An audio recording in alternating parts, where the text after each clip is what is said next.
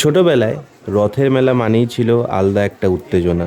কখন মেলায় যাব, কি কিনবো, আর রথের দড়িটা একবার টানতে পারবো কিনা, এসব নিয়েই কত অপেক্ষা। এত বছর পর আজ কুহেলিকে নিয়ে আবার সেই রথের মেলায় এলাম।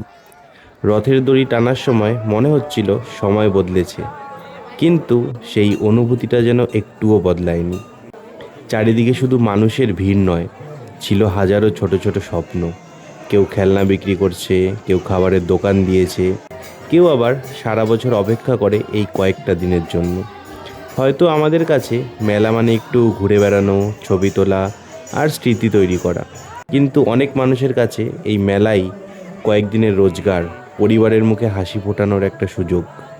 এই মেলার সবচেয়ে সুন্দর দিকটা হয়তো এটাই, এখানে শুধু রথ এগিয়ে যায় না, এগিয়ে যায় মানুষের আশা, পরিশ্রম আর বেঁচে থাকার লড়াইটাও। বাড়ি ফেরার সময় একটা কথাই বারবার মনে হচ্ছিল, কিছু উৎসব শুধু ক্যালেন্ডারের তারিখ নয়, ওগুলো আমাদের শৈশব, আমাদের মানুষ হওয়া আর আমাদের শিকড়ের সঙ্গে জড়িয়ে থাকা কিছু অমূল্য স্মৃতি। এই স্মৃতিগুলো যেন কোনোদিনও হারিয়ে না যায়।